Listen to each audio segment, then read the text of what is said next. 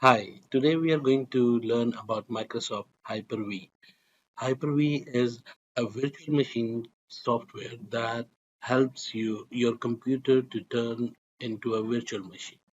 Virtual machine relies on hypervisor, which are the pieces of software that handle mapping on your computer. That means you can use more than one operating system or more than one Windows operating system on your one hardware. You don't need to bring more computers or computer hardware.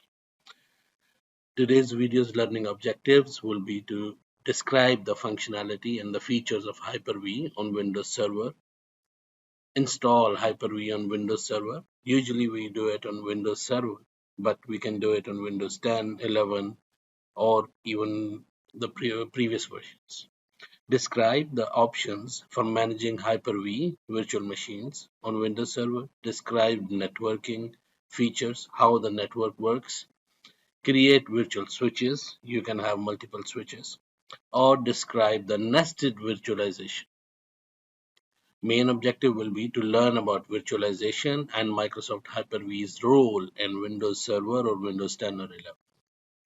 Learn about best practices for preparing Hyper-V hosts. In addition with Hyper-V networking features and implementation, do we use virtual machines? Now, what's the purpose of virtual machines for everyday people? Here are some practical uses of virtual machines. Try new operating system like new Windows operating system or Linux operating system comes in and you would like to try it before you actually start using it because there are some beta versions or run old like Windows XP or older versions, Windows 7 or incompatible. Some softwares are incompatible with the latest versions of Windows or operating systems. You can develop a software for other platforms. For example, if you want to develop a software for Linux or Macintosh, you will need that one. So for that, you run a virtual machine instead of buying a new MacBook or a new computer for Linux. Handle potential malware safely. You can test whatever you receive, the files or USBs, before you actually put them on your main machine. You connect them with your virtual machine and see if there is any virus or something. You will not bring that to your actual main PC. You can tear apart your system. That means you can check everything. You can go into more details. We'll go in more details on Windows, Microsoft Windows, and Linux operating systems in our upcoming videos. Or you can take advantage of virtual machine snapshots. What snapshots are means you can create a snapshot and just with one click you can go back to that snapshot and you start using. For example, you create a snapshot, you did something on the virtual machine, and if something goes wrong you can always go back. It's like a reference point. You can go back to that point, or you can clone a system to another machine if you'd like to. You have done some application work, or you have done some you have a software that you would like.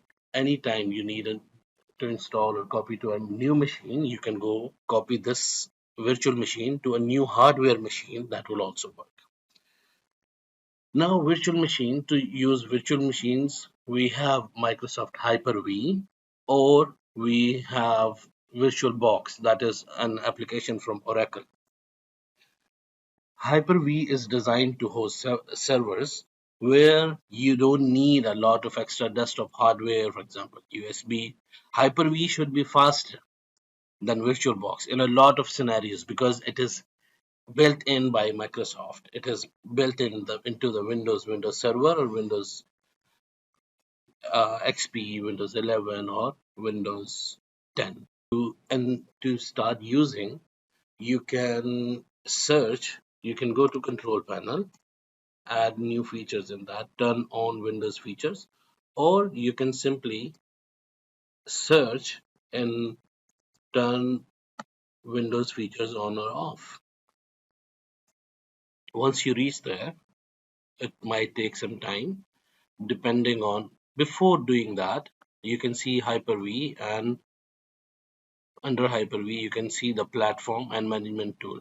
Before doing that, you need to check your system information, search system information, and go to the best match.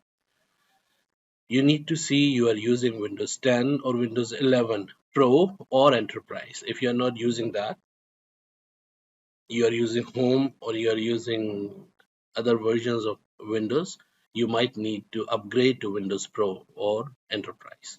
And your system should be x64 base. If it is not that, if it is x86, that might be another obstacle in getting a virtual machine.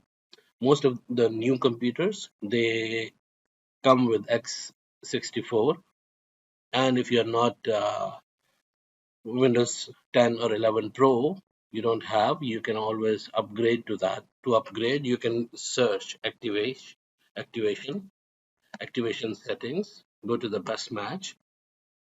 There, you will find here in activation, if you have Windows 10 Home, you can upgrade to Windows.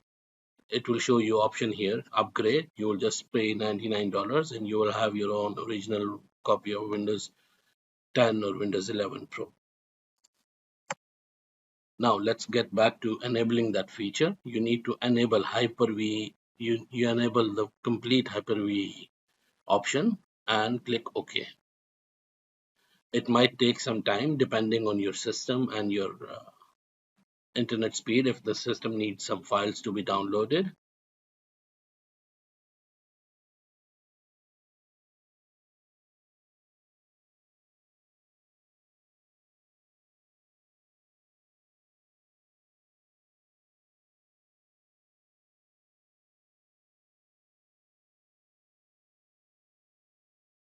Now to start using Hyper-V, just search for Hyper-V Manager.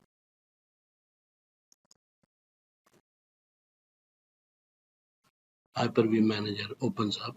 This gives you your current computer, your current machine. This is actually a hardware, the main machine. That's why there are no virtual machines.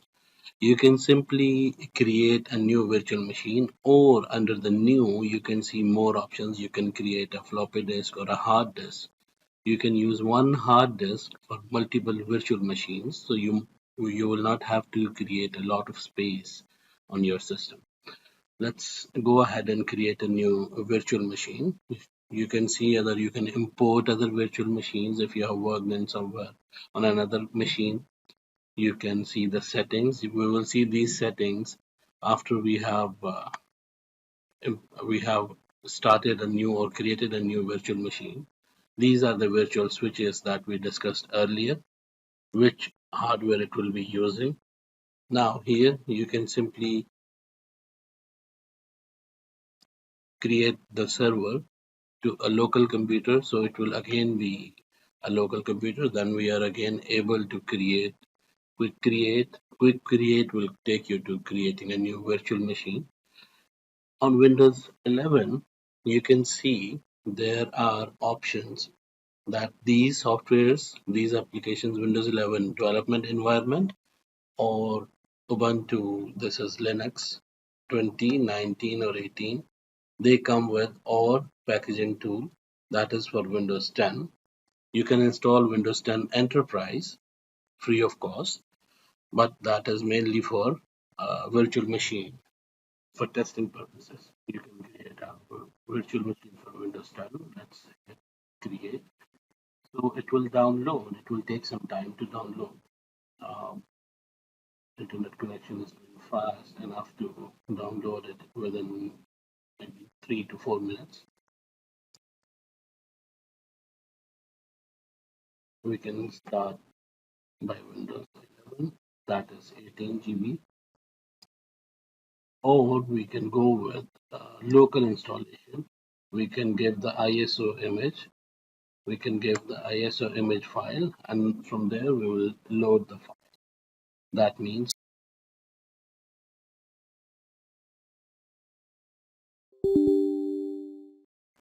so we have downloaded ISO files. This, and we can create a new quick create. And instead of choosing that one, we create a local source. Choose installation source. We'll be creating from our downloads where we have Windows Server 2022 evaluation file and Ubuntu. Let's go with Windows Server 2022, create a virtual machine. That's all you have to do. There are not much settings because we selected quick. If you want to do the settings, you can click edit settings, and here you will see all the options that can be edited. What will be the hardware used, what the network will use, firmware. From this is the DVD drive, that is the ISO file, hard disk, that's a virtual machine. Means a virtual hard disk, not an actual hard disk. It's taking some space from our actual hard disk and creating it or converting it into a virtual hard disk. Then the security, enable secure boot, enable trusted. This is the trusted platform, TPM, trusted platform module, is what Microsoft has brought up new, or they have made it compulsory in the new versions of Windows. That is Windows 11. In the previous ones, it is there, but not compulsory to be used. And how much memory you are going to allocate, you can say the minimum or maximum. Means the maximum hard disk RAM, sorry, the system can use, memory it can use is this much. So our actual machine also keeps working. And so on. We can see the how many processors you can allocate, what will be the processor limit usage. We can call it out of 100, we can say 80, or we leave it to 100. So this is a virtual. Since our processor is higher, we need to use 4 processors. We can increase or decrease this one as we need. If you have a virtual machine that requires a lot of processing speed, you can increase it depending on your actual hardware. These are the controllers from where the virtual machine will be. If you need to change the path, you can browse and change the path. For example, if you have a network drive, you can place it there or somewhere else, or another drive. Or if you have a physical disk, you can use that one. Which network adapter it will use. If you don't want this machine to be connected, you just select not connected. And this is the image file that is going to be used.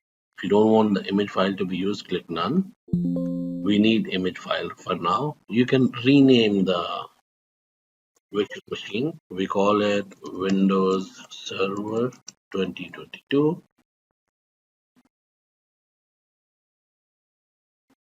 These are the integrated services that will be used. Checkpoints. If you enable checkpoints, if you disable it, no need. But if you enable it, it will help you to save your disk or virtual machine in a specific point, at a specific point where from where you can go back. It's just kind of a backup. You can go back and start or reset your machine to that point.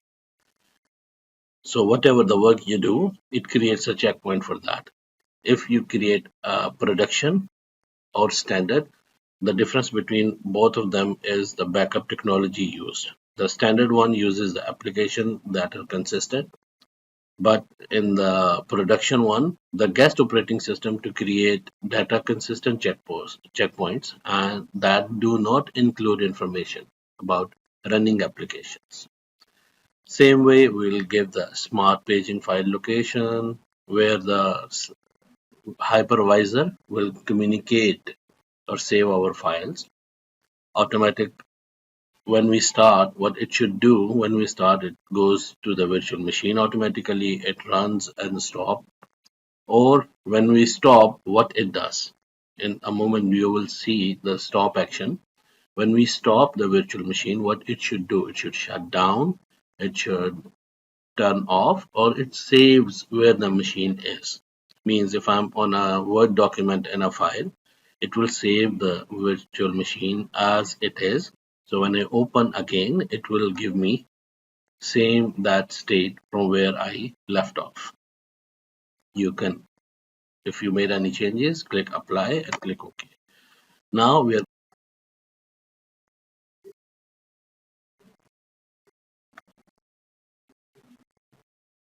now you can see we have been booting from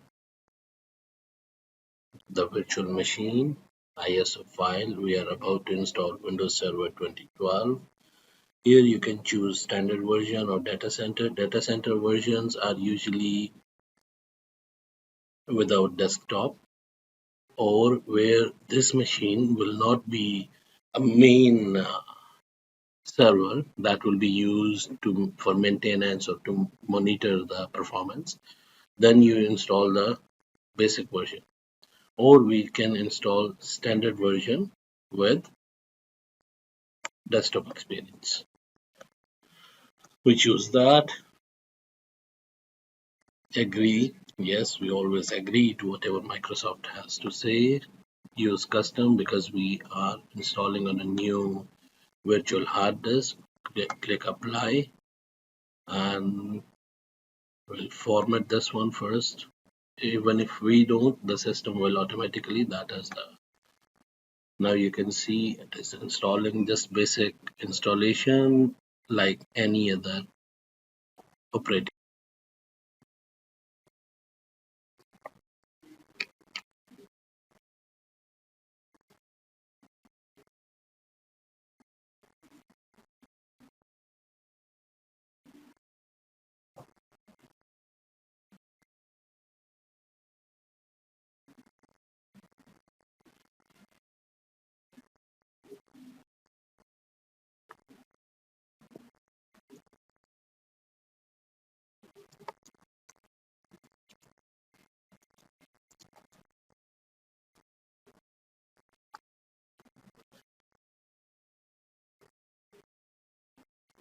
We can send Control Alt Delete from here, or we can use instead of delete, we use Control Alt and N button on the keyboard.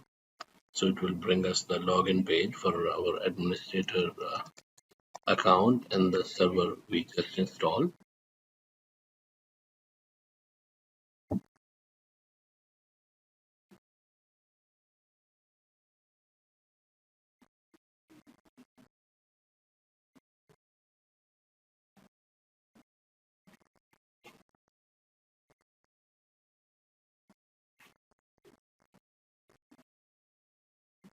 So this is how we install Windows or Windows Server or any. This is also evaluation copy. It will start counting from today for 180 days. That these are the settings for the virtual machines you are going to select. Again, if you would like to create a new one, you can just go and create new, and the system will start downloading. I don't want to go on that. If we create this, the system will start downloading 1.9 GB. I actually have downloaded, so I'll go back to a local installation, change, and go to downloads. Here we have Ubuntu 20. This is Ubuntu live server. You just create a virtual machine. So no need to download now, the file is there. Again, we can go to settings and allocate our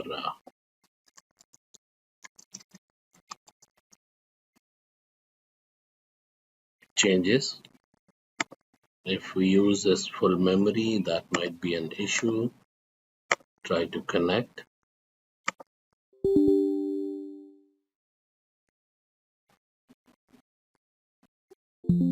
Yes, it shows us this error. To fix that error, you can see the error number. Error number is X0X800 7000E. That usually is the error when your local system, you can see here, if we go to properties of our system, our local system has 8 GB RAM, out of which 7.7 GB is usable, and we cannot allocate that full memory to our virtual machine here. So we go back to settings, right click on virtual machine, go to settings and memory. Let's select maybe 1024. That will be about 1 GB. You can disable dynamic usage. Click apply and OK. Now, if you try to use it, maybe to avoid anything else, let's close others also. We can turn off.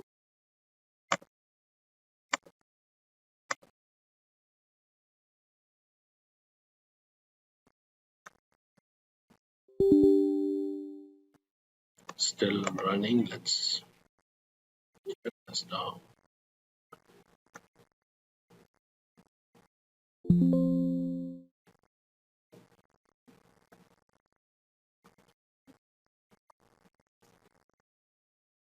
So now we can successfully we are able to boot from the virtual machine.